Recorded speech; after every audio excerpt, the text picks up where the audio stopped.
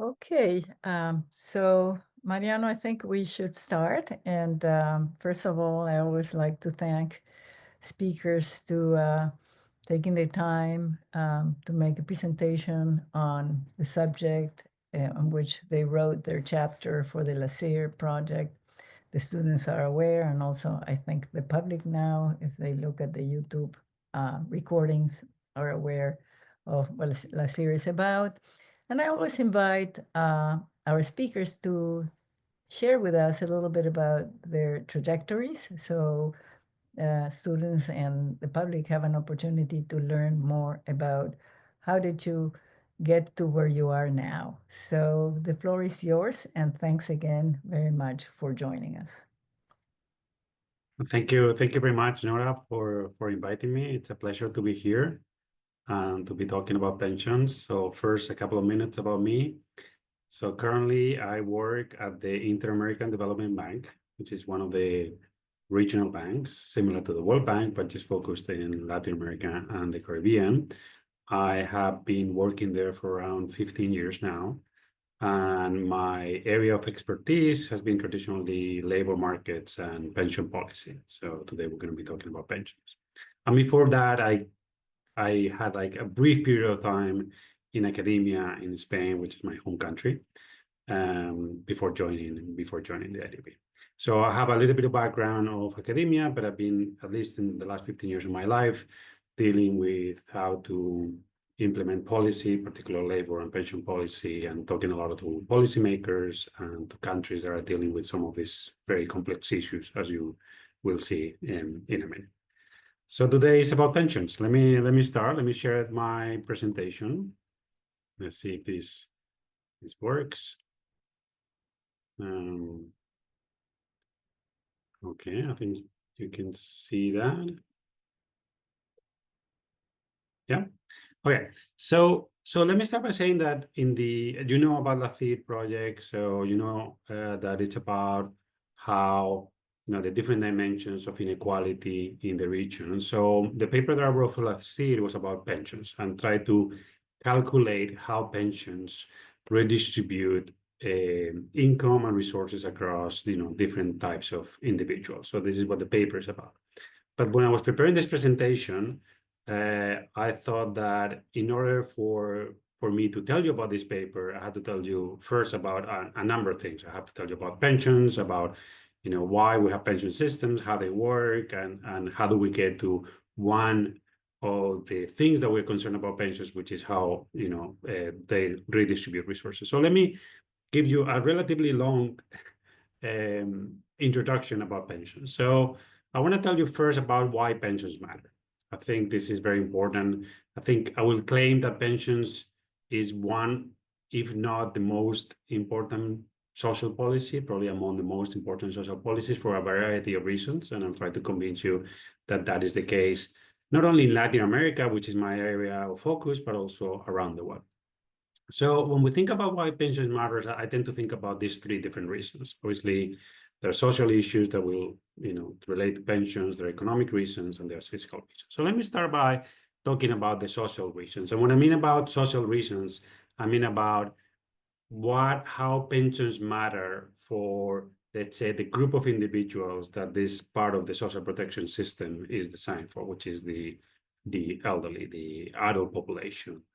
And here, what I show you is two graphs of two countries in Latin America that are very different in many aspects, but in particular in pension systems. One of them is Brazil, where we have a very generous, high coverage pension system. Most people over the age of 65 receive pensions in Brazil. And then we have the country Honduras, which is the country that has very underdeveloped, no coverage pension system. And what I plot here is what people do over the age, from 50 to 80 years old in order to generate income. So the green area that you see there is that these people only generate labor income. The kind of like dark blue is the people that generate a combination of labor and non-labor income, which is mostly pensions. And the light blue is about, the share of people that just generate income through non-labor income, which is pensions. And then the yellow is they don't generate any income whatsoever. So I thought this graph was very interesting for a number of reasons. One of them is that there is this myth, and when we ask people also, they say that you will be working until you die. And that is simply not the case. You won't be able to generate income, at a particular point in your life. It may happen at 60, at 65, at 70. So if you see Honduras, which basically there's no pensions, there's more people working late in life, 80 years old. You see that it's still between 30 and 40% of the people generate some kind of labor income.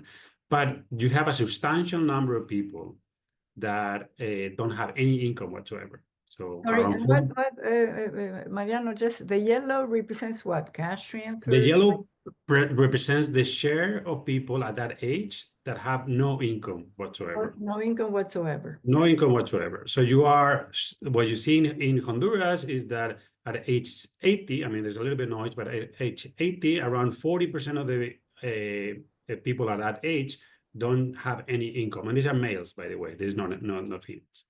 And you see in Brazil, there's very few people that have no income because essentially Brazil has a high coverage pension system. And most people at age 80, basically they're receiving a pension. And very few people, if any, are working for income. So you don't have here government transfers, so they're in the dark blue. there is the non-labor income will include kind of government transfers. It could be things that are transferred, but not necessarily pensions. But if you look at the data, most of non-labor income at this age is essentially pensions. It could be some other transfer in other program, but essentially pensions. So the point here is, in countries where pension systems are widely established, then very few people work at old age, and most people are receiving pensions. In countries where that is not the case, more people work at old age, but there's a substantial number of people that don't generate any income. So it's not surprising that when we look at correlations between pension coverage and economic outcomes, we find this kind of negative correlation between poverty and the coverage of pension systems. We see the pension, and this is Latin America again. Most of my data in the presentation will come from Latin America. So the higher the coverage of the pension system, the lower old age poverty will be. And obviously there is some noise because it's not only about coverage, but it's also about the generosity of the pension, etc. But in general, we see this very clear correlation between the countries that have fully developed pension systems and they have very low poverty levels in old age, versus the ones in Honduras, Guatemala, Nicaragua, El Salvador, where there's very little coverage and there's high poverty. One clarification, pensions here includes contributory and non. This is contributory and non-contributory. We'll get to some of the definitions later and how we define pensions. But yes, this is all contributory and non-contributory pensions. So social reasons, pensions are very important for the people that are the beneficiaries of the pensions, which are the old age people.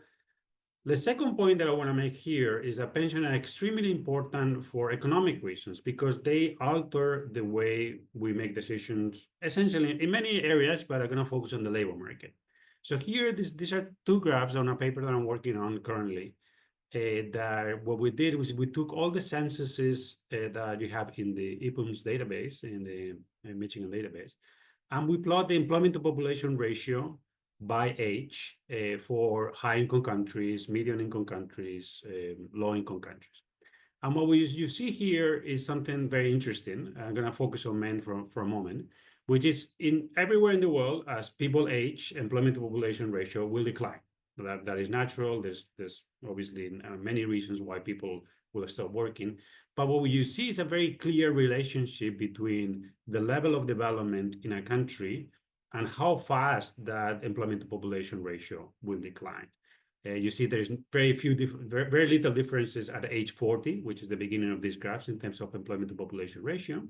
But at age 80 or 75, sorry, in this graph, there's a large gaps. And this is essentially coming from the fact that high-income countries have very well-developed established pension systems, and low-income countries have very little developed pension systems. So the gap expands a lot as people age in terms of employment to population ratio. And more or less, we observe the same for women. It's just the patterns of employment for women are a bit different between high income and middle income countries. But you see the large decline in high income countries, not so much in low income countries. And I'll try to convince you in a bit that this has to do with pensions.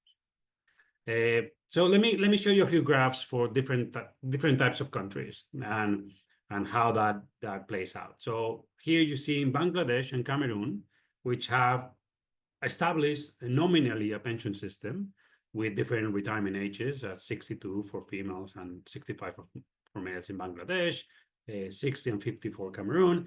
But you see that there is very little impact of those retirement ages on the evolution of employment to population ratio. And that's essentially because coverage is almost zero in terms. So only very few public sector workers are covered by these pension systems, but the population at large is not covered. But you go then to countries like Egypt or more developed countries like France, and you see very clearly how the retirement age plays a crucial role in determining when people stop working, when people begin to retire. Egypt is the extreme case where employment to population ratio essentially falls from 80 to 30 within 1 year or within 2 years around the retirement age. In France, and this is most of the case in high-income countries, we see large decreases around retirement age, but we also see decreases a few years before retirement age. And this happens because there are many ways to retire. There are like early retirement. There's a number of things that you can do, but we definitely see in all countries that around retirement age, there's a very clear decline. And in the case of France, by age 75, employment to population ratio is basically zero. Nobody's working by age 75 in France, versus the graph that I showed you before. In low-income countries, the average employment to population ratio is around 50% at old age. And in general, when you put all the countries together, what you observe is this positive correlation between the effective coverage of pension systems and how much employment to population ratio declines over the between 40 and 75. So again, there are clear economic reasons in terms of like pensions will determine many things in the labor market, but particularly it will determine when people stop working. And when we think about an aging world, an aging population, when people stop working will be very important. The third set of reasons for why I think pension policy is one of the most important policies in not only social protection, but the country's sorry, I'm getting some messages from other people. So it's fiscal reasons. And this is the one that you will see on TV. This is the one that it will be on the news. This is, why you see the protests in France or the protests in different countries.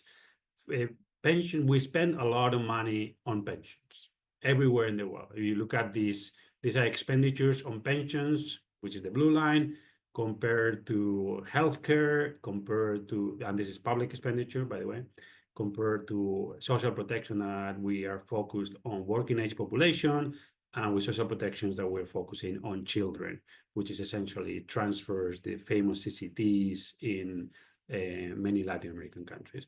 And the point that I want to raise here is that we spend substantially more on pensions than in many other of these social protection policies, even though we are a region, and by I'm talking about Latin America, that is relatively young compared to other countries. So pensions is extremely important for, when you think about the fiscal concerns that people have or the countries have in terms of balancing their budgets. And here is a relationship with, the aging of the countries. What is the share of your population over 65 with how much do you spend on pensions? And you see clearly a positive relationship. The more you age, there's the more you spend on pensions. That's obvious. But also you see very interesting deviations from the trend. I'm gonna focus on a couple. So when you look at countries like Brazil or Argentina in the region, so those are relatively young countries for this sample, but they spend a lot. I mean, they spend similarly to, they spend above the average expenditure of high-income countries, which is kind of the line that you see there. And if they continue in this path, they're going to become one of like the bigger spenders in pensions. And obviously, you see different ways of, within countries that are similarly aged, different ways to approach the aging process. You see countries like Italy, Greece, France, Finland, they spend above 15 points of GDP on pensions. And similarly, developed countries spend much less than that. So there are different ways of approaching, how generous the pensions are going to be, how many people you're going to cover. So what I want you to take from this graph is that obviously pension expenditure increases over time as you age, but there are different ways of confronting the aging process and how much you're going to spend on pensions. So I hope I convince you that pensions are very important for a variety of reasons. And I'll show you, and I don't think I have to make a very strong case about this, that pensions are going to become even more important because because a fundamental trend that we have observed all over the world, which is aging. And here what we plot is essentially the share of people over 65 in all regions of the world. And you can see all regions are trending upwards. Some regions are already relatively old, like Europe. Latin America is somehow not so old, around 9% of the population today is above 65. But you see that the trend is going to be a little bit different than European countries. We're going to age much faster than other countries. So all the expenditures that we observe today, they're going to get multiplied just because of this underlying force that is going to be aging. And the only region that still has kind of a long way to go in terms of aging is Africa, Sub-Saharan Africa particularly, which, the aging process will happen much later. But by the end of the century, Latin America and the Caribbean will be the most aged region in the world. 1 in 3 persons will be over 65.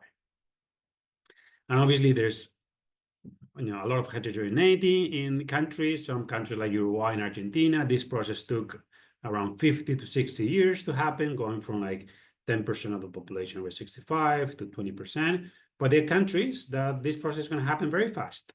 It's going to happen within 2 decades or 3 decades. So another point that is important is that the aging process that middle-income countries or middle-income regions will suffer will be much faster than the process that high-income countries suffer in terms of their aging. So we're going to have less time to prepare for that aging. And an interesting fact that I think we all have to have in mind is that this is not happening so much because we are living longer. This is happening fundamentally because we're having very few kids. So the pyramids are changing because fertility is dropping dramatically everywhere in the world. This is the fertility rates of different parts of the world. And Latin America, the region that was very young just a few days ago, today is below replacement rate. So the fertility rate that maintains the population constant is around 2.1. So we are around 1.8. So this implies that at some point in the next 30 or 40 years, the total population will decline in Latin America and the Caribbean. And that has a different set of consequences as well for growth and for other things. But I think it's very important to understand that the major driving force of declining or aging, if you want, is the drops in fertility. And you see here some individual countries. And I think here probably the most dramatic case is Brazil. That within 2 generations, Brazil went from having families that had six kids to families that have 1.6 kids. So, and this trend has been dramatic and is everywhere in the world. So my final point on this introduction is that Latin America and the Caribbean and other parts of the world are going to age much faster. So we're going to get to being old in a different condition. We're going to faster, but also we're going to be poorer than other regions that reach this demographic stage. So, and this is kind of like what we say normally, is that we're going to get old before we get rich. And that is the reality that is going to be the case for Latin America. So we'll reach 20% of the population over 65 with an average income around $21,000. And the same milestone, high-income countries did it with around $46,000 per capita. So we're going to have to think about policies, pensions, but not only pensions, also healthcare and care systems, etc., with economies that have gone through that process much faster and they have a lower income per capita. And a point that is not normally made here, which I think is important, and I talk a lot about pensions with different policymakers, and we tend to talk about pensions in isolation in the sense of, whether pension systems are internally sustainable or whether they make sense, the parameters are aligned. But I think one point that we don't normally bring, and I think it's important, is that, it doesn't matter if you're Brazil and you're spending 14 points of GDP on pensions and you can pay for that. There is an opportunity cost of not doing other stuff. They're not doing, no investing part of that in education or in infrastructure or in other development needs. So I think one of the problems that we see looking forward is that pension expenditure will eat up a lot of not only social expenditure, but like government budget. And that is an issue that countries will need to confront. Essentially because pension expenditure, Nora knows this very well, is in many cases in our region, but also in other parts of the world, extremely complicated to adjust because there are constitutional rights in many of our countries. So if you want to change pensions, you need to change the constitution in some cases. So it's very, very inelastic in that sense. So I think in the back of our minds, we need to think about, what are the opportunity costs on spending more on pensions and less on other things. Okay, so that's for the pensions are very important, and these things are going to get only more important in the future. So this is something that you should study because that is going to be one of the major problems of development in the years to come. So now I want to talk a little bit about how pension system works. Okay, so it's going to be a brief introduction. I'm just going to make a few points, and then I'll promise I'll get to the paper that I wrote, and I think that's the purpose of this. So I want to make this point because I think there's a lot of confusion when people talk about pensions, that there are two different things that people confound a lot, which is this distinction between how pensions are determined, how the benefits, the actual pensions are determined, and there's some definitions for that, and how pensions are actually funded and how pensions are actually paid for. Okay, those two sometimes are related, but sometimes are very different things. And I'll claim that the most important thing that we have to think about is how pensions are determined. And obviously, the funding we need to take care of, but that's a different type of business. So let me focus a little bit on how pensions are determined. And here's to Nora's question initially.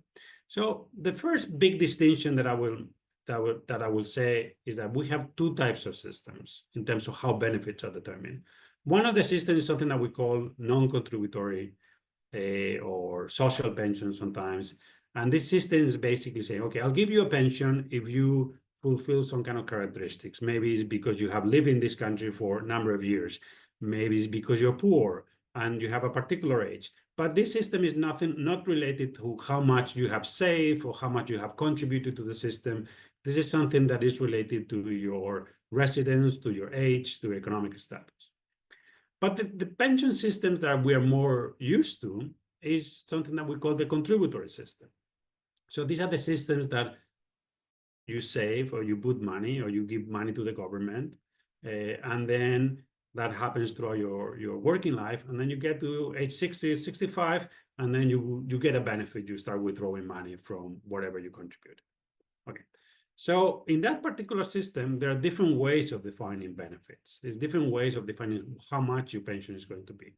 So we call defined benefit system to the systems where basically you put 10% of your salary, 15% of your salary, but your benefit will be determined not necessarily by the return of that, of the money that you put there, but a formula. To say like, okay, if you contribute, let's say 30 years, and this has been your average salary of that you have contributed, then I'm going to give you this pension. So it's a kind of a formula that is somehow related to your contributions, but there's not a one-to-one relationship to your contributions. It's a formula that is established.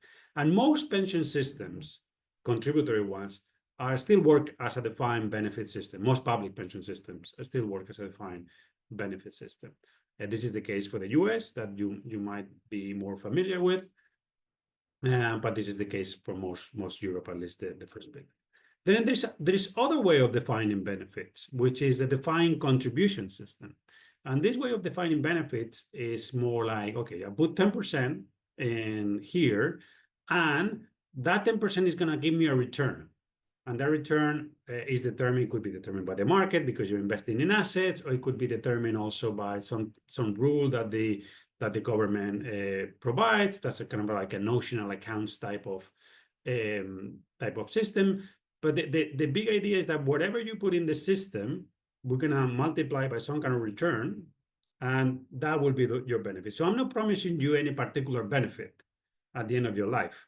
What I'm promising you is that the money that you put here will be accumulated, and then you'll get it out eventually. So that's a defined contribution system. And that was kind of the major reforms that we observed in the public systems in Latin America in the 80s and 90s, starting with Chile, but also that's the way that most voluntary systems work in the world. The closest to maybe your experience will be the 401k in the United States. Basically, you put money, you get somebody invest in that money, and at the end of your life, you get something back from that money. And then there are many systems that kind of combine these two things. They say, okay, you have like a first part of the system will be the defined benefit, and then the second part of the system will be defined contribution system. And these are very important, the way benefits are defined, because it will define who bears the risk of what. And I don't want to go too deep into this, otherwise we'll spend the whole day here. But essentially, the defined benefit systems, most of the risk is on the sponsor of the system. Most of the aging risk and the return risk and everything is on the sponsor benefit in the government in most of the cases, or a firm if they're doing defined benefit. And in defined contribution systems, and I'm simplifying here a lot, forgive me for that, we can get into deep later. In the defined contribution system, most of the risk is borne by the individual. The return risk, the aging risk, most of that is borne by the individual. Okay, so that is one part of the definition that is important for us to understand. The second part of the definition is how do we pay for these things? And here we have something that we call funded systems, which essentially is I have all the assets needed to pay all my liabilities. So this is fully funded.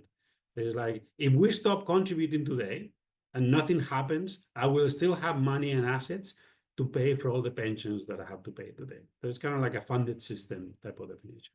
And then we have partially funded, which essentially what it does is take contributions from today's workers and transfer that to pay for the pensions of today.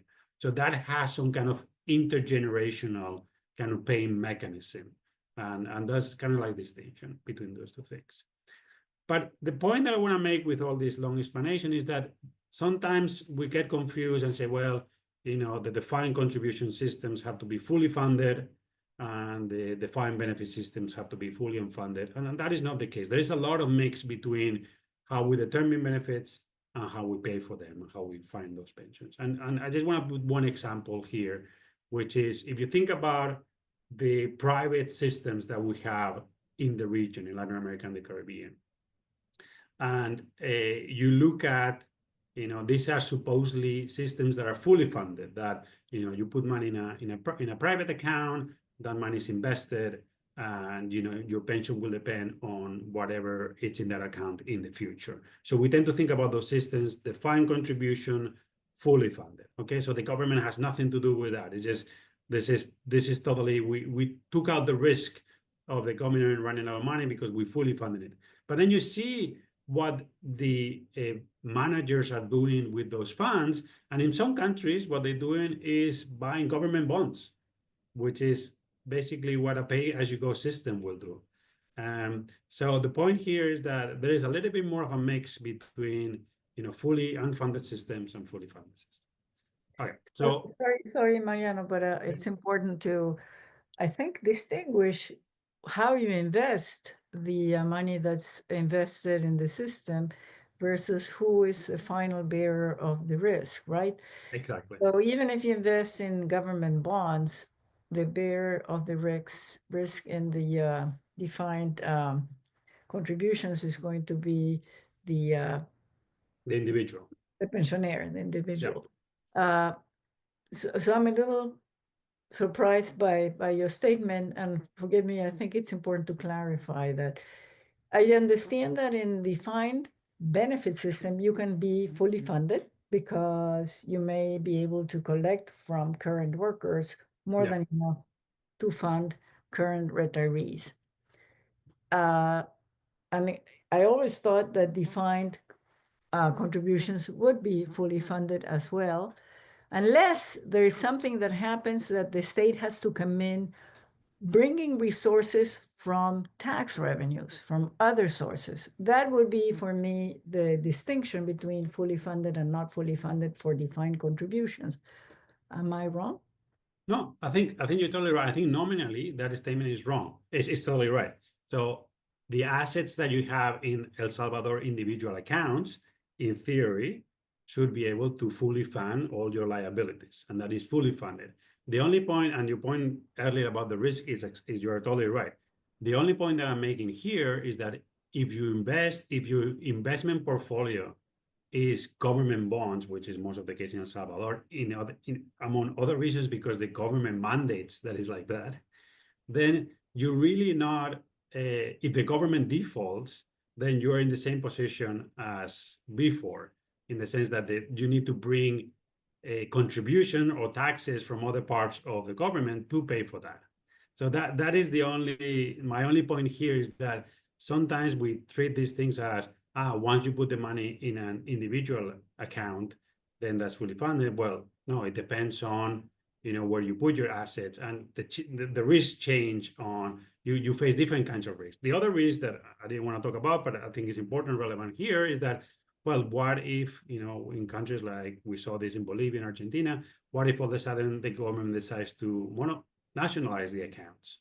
Then the systems that we thought it was fully funded, then we go back to a non-funded system. So the point is that I think it's very important to distinguish how the benefits are determined and how we find for this. And those two are two dimensions of the characteristics of a pension system.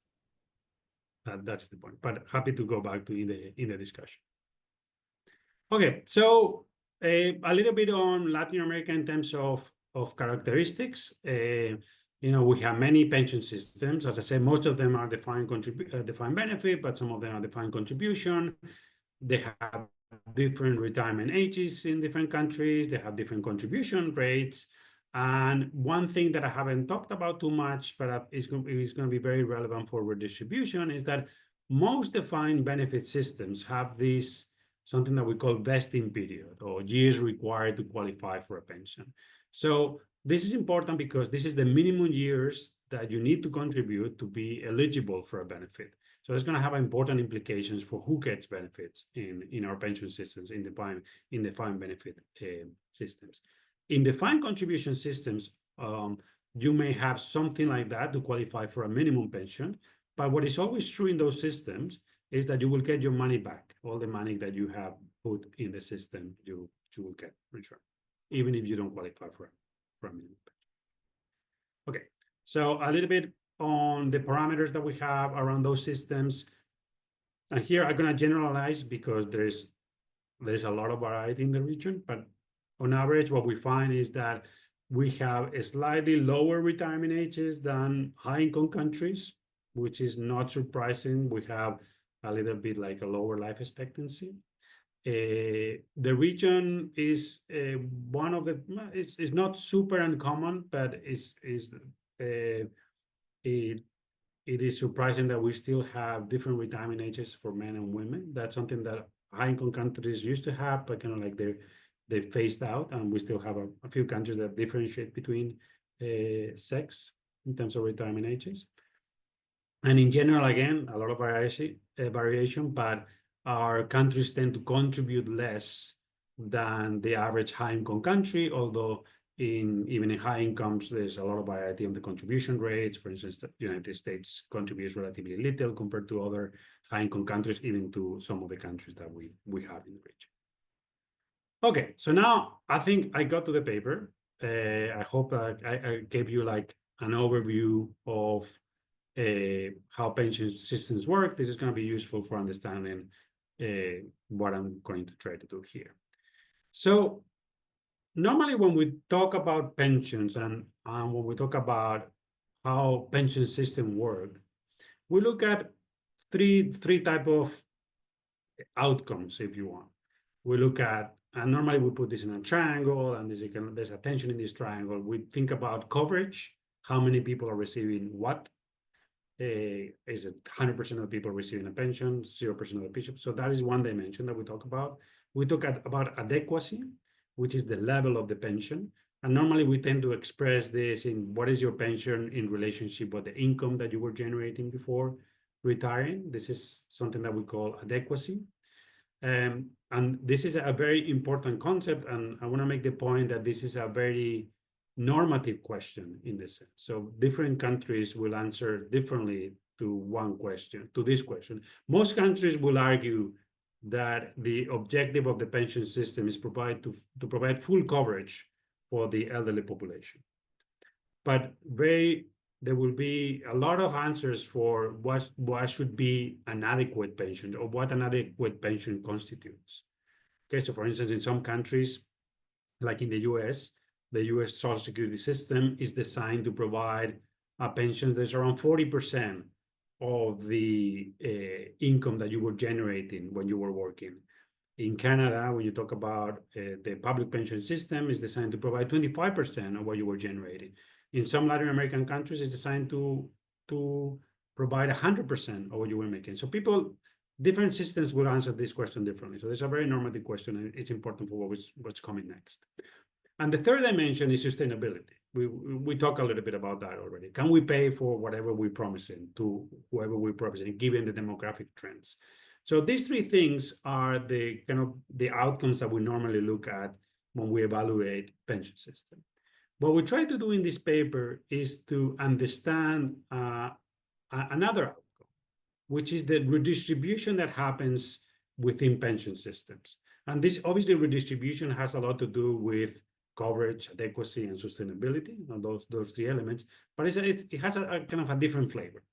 And we can understand the redistribution in different ways. We can talk about, intergenerational redistribution, in the sense of how does the pension system treat this generation of people that are all age now versus the previous generation of people, or versus the future generation of people. Okay, so that is a very important question. I'm not going to say anything about that question. So what I'm going to talk about is about the intra-generational or within generational distribution that happens in pension systems, which is how does the pension system treat two individuals from the same age, let's say, but they have different characteristics. They have different income, or they're male versus female, or they work in an industry versus another industry. Is there any major differences of the pension systems, how the pension system treats those two individuals? And I'm going to claim that there is a lot of difference. And what is important to understand also is that the differences that happen between those individuals, some of them will happen because there is an explicit redistribution happening. So the pension systems really want to redistribute, and this is the way they're redistributing. And there's an implicit redistribution happening.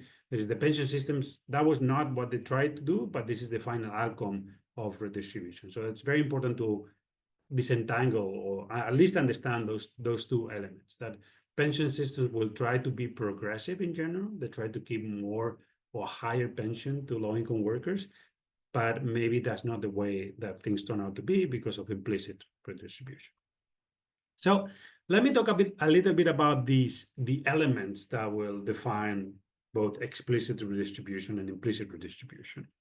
So the explicit redistribution is very clear. So most pension systems have some kind of built-in mechanism that try to do precisely what I said before, try to provide higher pensions to low-income workers versus high-income workers. That is essentially the most of redistribution that is happening in the system. So they will have minimum pensions, and minimum pensions, basically what they do is, okay, you didn't reach an adequate pension, and that happens to low-income workers, you're going to increase your pension just to reach a minimum level. That is the way we redistribute.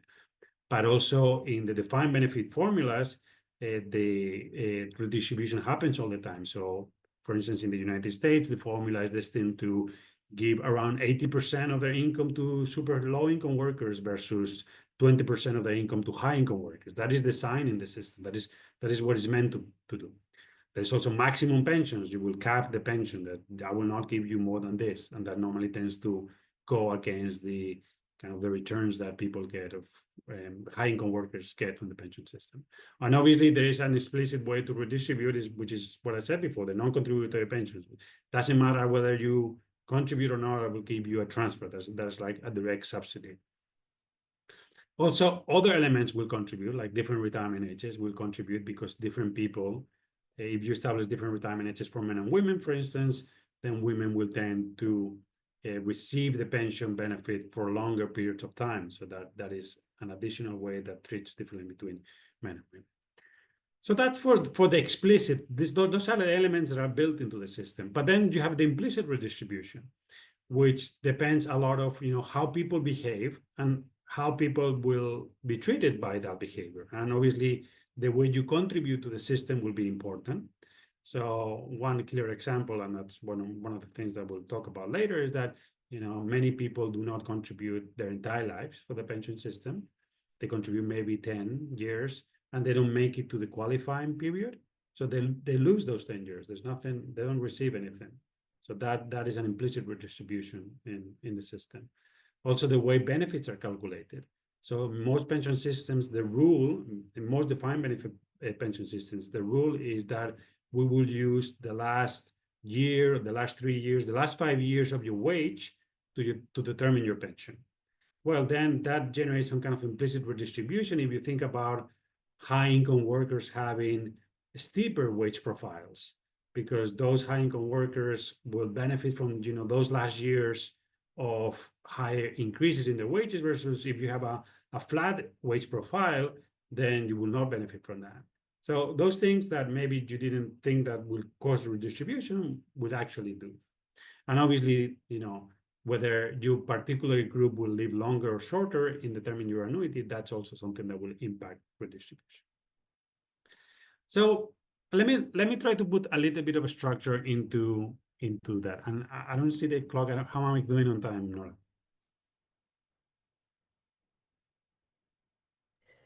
You have 15 Okay, I'm doing great then. All right. So let me think about, let's try to put some structure into how do we define redistribution. So I think this graph is really helpful for me to understand redistribution. I hope it is for you. So imagine that we are in a pure savings scenario. Imagine that we live in a world where you save money, you put that money into an account, you invest that money, and at the end of your life, you'll get that money back and you get some kind of annuity, a pension. So consider that a regular private systems plan. And this is represented in this graph by the dashed line. So you have in the x-axis the contribution density. The more you contribute, the higher your pension is going to be. Okay, so we will compare things against that pure savings scenario. Okay, and then we have to make some assumptions about what that scenario is. So the defined contribution system that I talked to you about, it looks very much like that scenario. It looks like very, very similar to that. The only major difference in terms of redistribution is that normally defined contribution systems have a minimum pension. That is, in this case, for instance, if you contribute 50% of the time to your account and you didn't make it to that minimum pension, we'll top it up. We'll increase your benefits to that minimum pension. So that difference between what you have accumulated in your account and the minimum pension, that is what we call subsidy. Okay, that somebody's giving you something extra because you didn't get it to the minimum pension. Now, defined benefit systems work in a complete different way. So as I said before, in many systems, actually most systems, if you don't make it to a qualifying period, all the money that you have contributed to the system is lost. Okay, so in this case, if you don't make it to 55% of contribution density, then all the money that you put into the system goes to finance something else. So the difference between the regular private savings line and zero, that is the tax that you're paying for participating in the system and not getting a pension. Now, you get to 55% contribution rate or contribution density, and then you obtain a pension. So that's what that line jumps. And normally, the way I drew it is that it goes above what a regular private savings plan will give you, because that's normally the case. Normally, defined pension systems are relatively generous, so they will give you a pension above what a normal, a regular, under some parameters, pension savings system will have given. And then depending on what is the formula of the defined benefit system, that thing will go up, will be flat, will go up super quickly, will go up super slowly. So depending on the formula, there will be more or less redistribution. Okay, so now let me define a few concepts to kind of quantify these things that I've been talking about. So the first concept that I want to define is already something that I said before, something that we call replacement rate. What is your pension compared to your last salary? Okay, what is the number that, the day that you retire compared to what you were making the day before?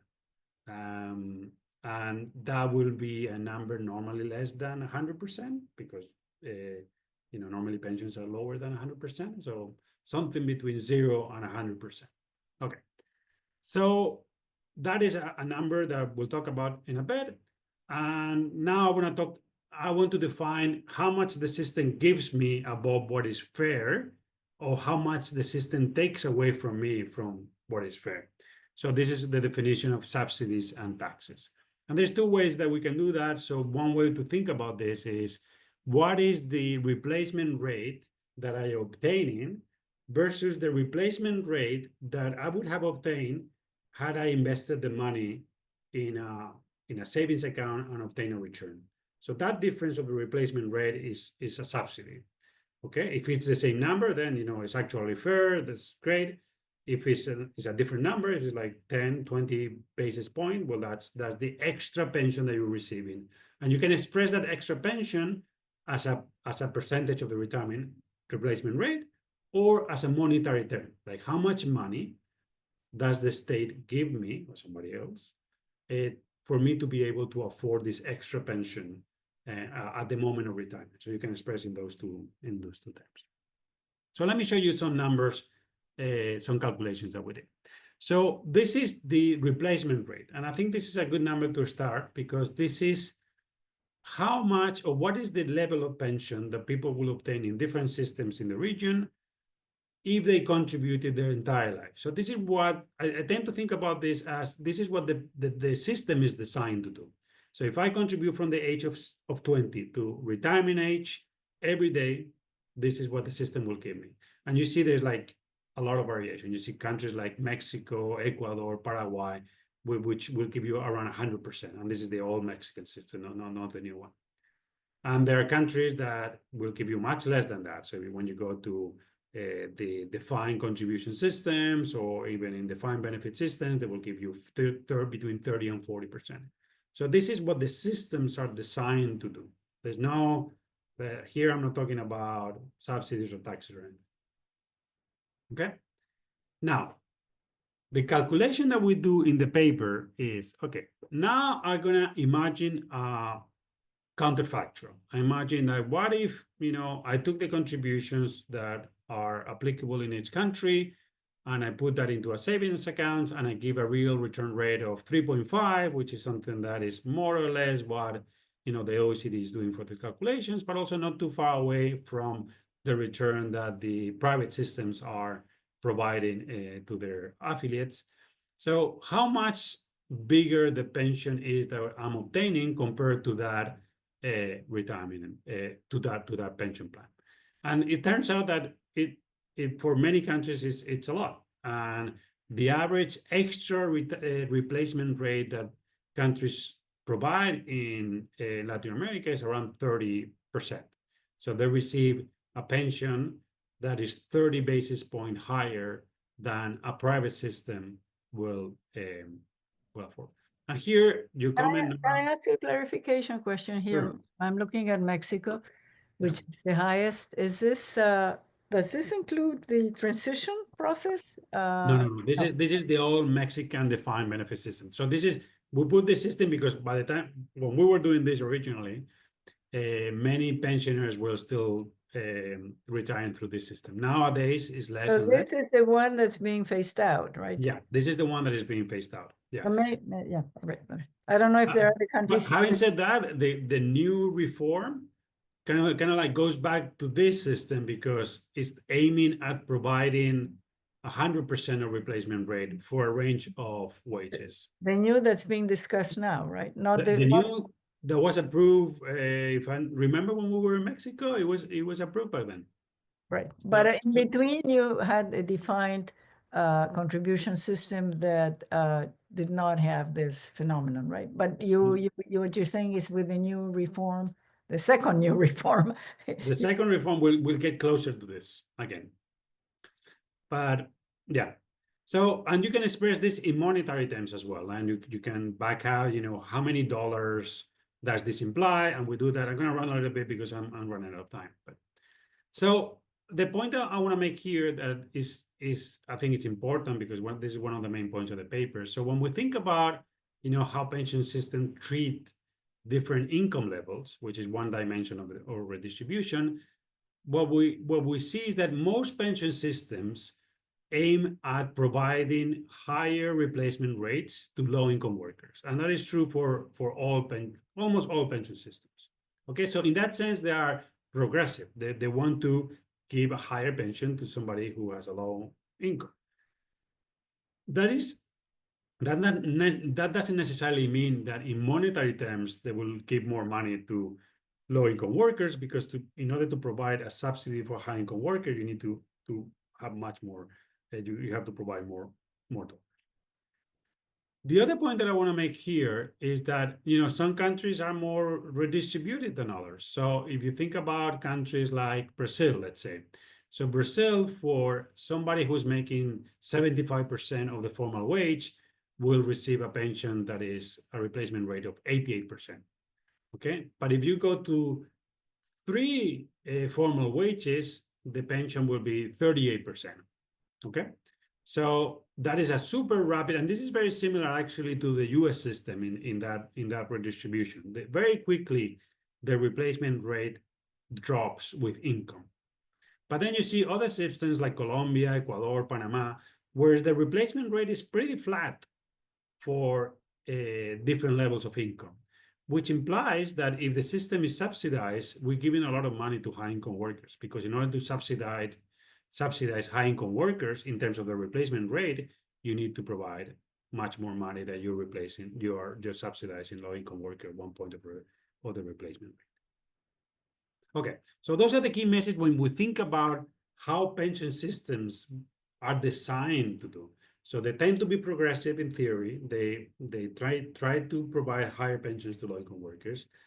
In some countries are more progressive than others, as I've shown you, in terms of how that declines with income. But regardless of that, total subsidies in monetary terms can be higher for high-income workers because subsidizing high-income workers costs a lot of money versus subsidizing low-income workers in terms of the replacement rate. And this is due because in pensions, we tend to think about this replacement rate and the subsidy to the replacement. We don't tend to think about subsidies in monetary terms. So that's why that's a result that emerges from this exercise. Now, and this is the last part of the paper that I think also the more interesting. When we look at the actual data, when we look at how people go through the systems, then we have to take into account two key characteristics of Latin American labor markets. One of them is that less than half of the population, half the workers, actually contribute to pensions. So they are what we call informal workers. And we see a lot of variation in the countries. This is the graph on the left. And that in all the countries, regardless of the level of how many people contribute, highly educated workers contribute much more than low educated workers. So here you begin to see, with these patterns of contribution, what is going to be the result of putting these people through the system, through the pension system. And this is the final exercise that I'm going to show you before I finish. So we do this in the paper for 5 systems. I'm just going to show you the most, I think, interesting or revealing for me. So this is the case of Colombia, where what we do is to simulate with actual data how many in a given point of time we observe people and their density of contribution and everything. So we simulate how these people will reach the retirement age. And then we say, okay, when you reach retirement age, what is the pension that you will obtain? Okay.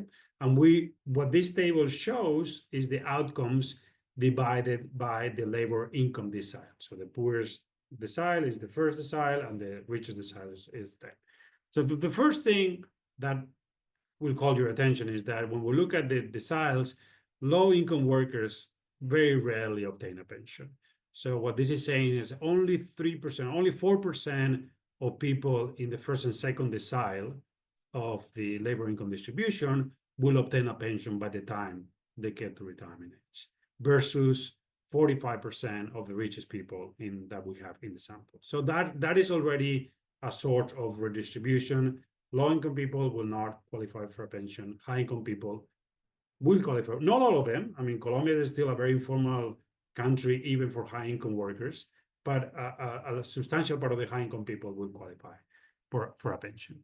And then when you look in this table as what is the replacement rate for different ways of calculating, but I want to focus on the middle column that says workers that are eligible for a pension. And yes, the workers that are eligible for a pension, we see that pattern that I've shown you in the theoretical calculations, that low-income workers will receive a higher replacement rate than high-income workers. The question is that very few low-income workers will actually qualify for a pension. And then in the final columns, we calculate what are the monetary subsidies of the system. And what you observe there is that when you go to the last column, when you talk about all workers, then the monetary subsidies are fully concentrated or mostly concentrated in high-income workers. So what this is saying is that a person in the 10th decile of the labor income distribution in Colombia will receive an average subsidy of $100,000 the moment they retire, because that's subsidizing the pension that is obtaining above the market value of that pension. Now, let me go to El Salvador, which is another country that is interesting for different reasons. El Salvador has a defined contribution system. Okay, so it's individual accounts that have a minimum pension. So if you make it to 20 years of contributions, you'll get a minimum pension. And you see very similar patterns to what I'm showing you before. Very few people in the low-income distribution qualify, high-income qualify. The patterns of replacement rate are very similar because that minimum pension is generating that pattern of replacement rate. What is different in El Salvador is that the level of subsidies are much, much lower, in the sense that the only redistribute element in that system is the minimum pension.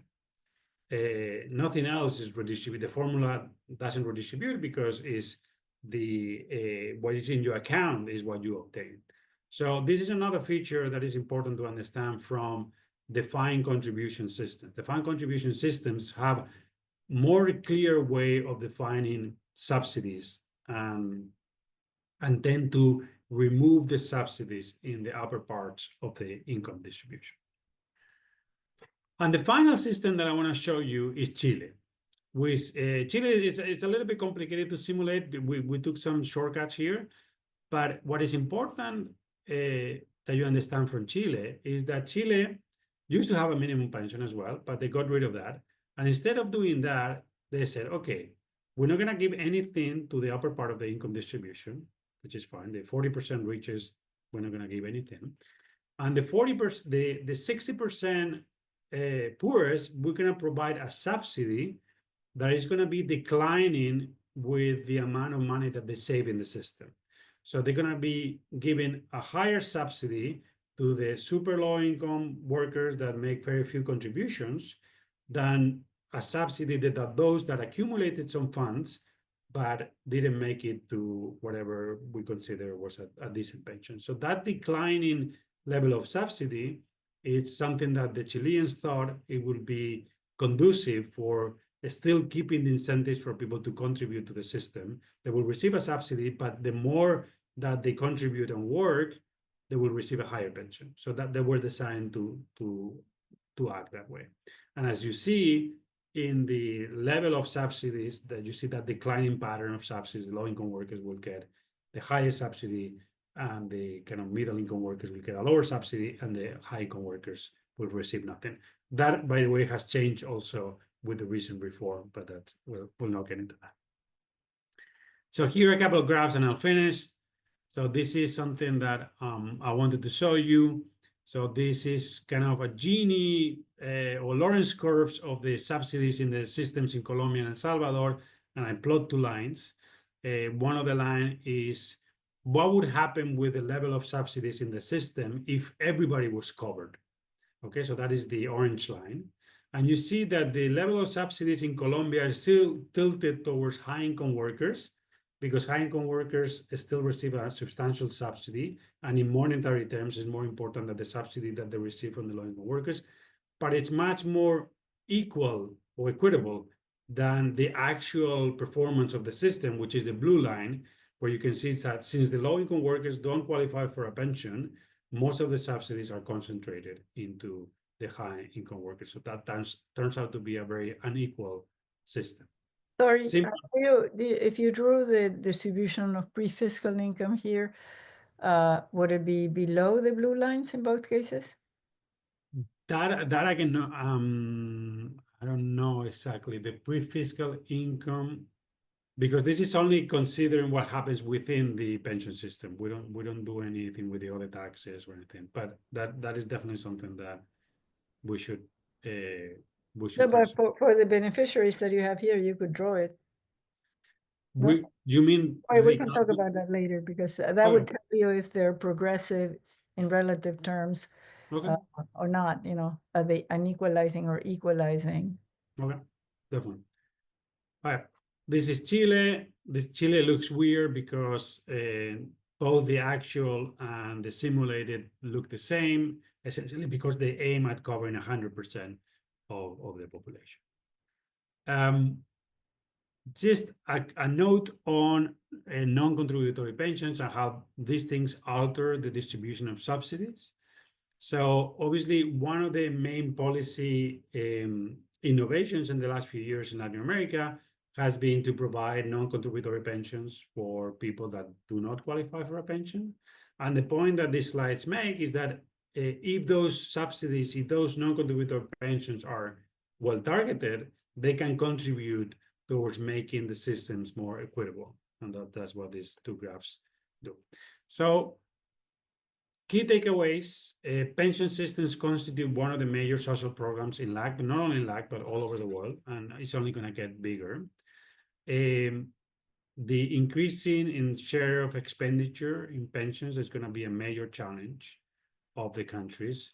And one of the things that we try to show in this paper, that particularly for Latin America, the inequality aspect of distribution of resources is very important, as we're going to have to spend more and more on pensions. So the way we spend on pensions and the distribution resources within and across generations will be very, very important. And in terms of design, the last part of my presentation, most of the systems are designed to be progressive. But in many systems, because the way our labor markets work and how that interacts with the features of the pension system, they end up being much less progressive, and in some cases regressive, than they're intended to be. So with that, well, thank you so much. Sorry, I think no, I have one slide that things that we can do. And they're actually very easy. Actually, may I introduce the question from our student, which I think Sure. would be related with the things that you can do. And also, I just wanted to confirm that what you've discussed is redistribution within the system, which is Exactly. different from the type of analysis I presented to the students Totally. last Tuesday on how we treat pensions overall when we try to analyze fiscal redistribution. So the question, I think, will be a nice segue to your what can be done, because it's from Chris Stimming, and it says, how can pension reforms in Latin America be designed to make sure low-income workers, especially those in informal jobs, have better access to pensions while keeping the system financially sustainable? Sure. And I think that is, thank you very much, Chris. And that is kind of the key questions in every pension reform that we have confronted at the IDB. And I think obviously different countries will confront this differently, but I think there's a good policy mix that can be applied here. So on the one hand, we need the expansion of non-contributory pillars. So in the short run, there is no other way to cover informal workers that are either about to retire or even 10 years or 15 years from retirement. So you need to expand those pillars.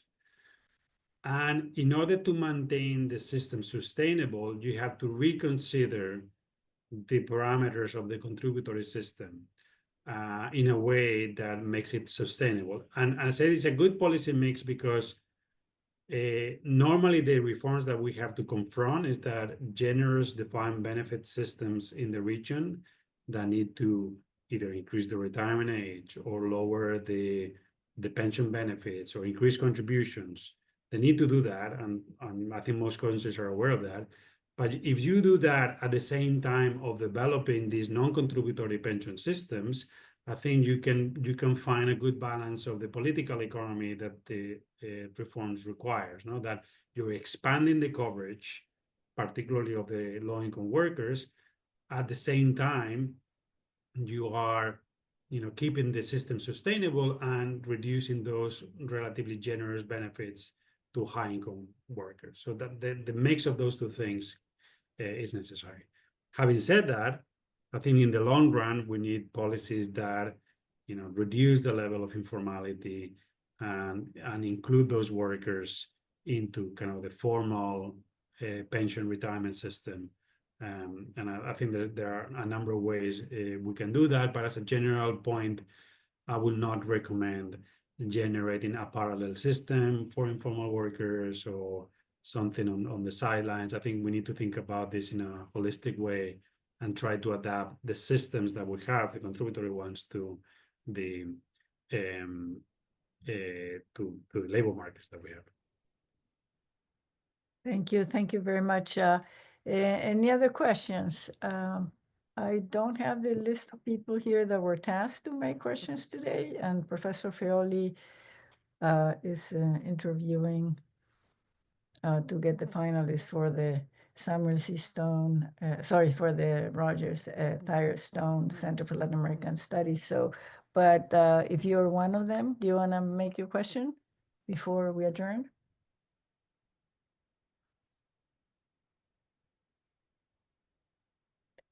Okay, so Chris, you repeated, I think, the question.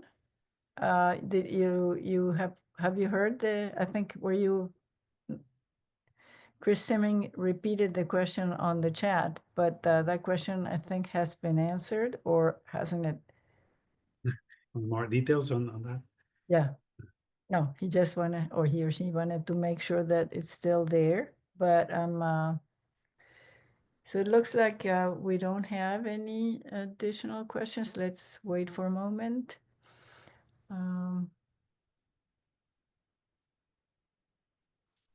No. All right.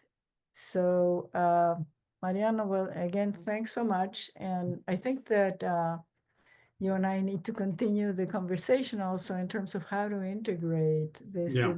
system with the other attempts to measure what pensions do in terms of redistribution that are not, the way we do it in the CEQ analysis, we do not look at the within system per se. So I think, eventually one can probably combine both approaches and come up with an overall analytics to determine what pensions do to income inequality in the short term and intertemporally over the Yeah. life cycle. I think for what it's worth, I think what you're trying to do is much more complicated than what I'm trying to do here. I think you're trying to answer a very difficult question,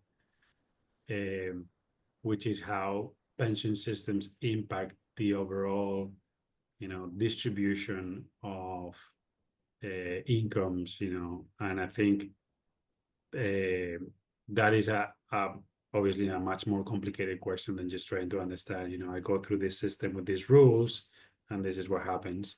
So definitely I see value on both approaches in terms of trying to grasp an integration will be great because it will help us understand a little bit how these subsidies that we identify, let's say at the individual level or a group level, how they play out in the entire distribution of incomes and also over time as we move forward in time.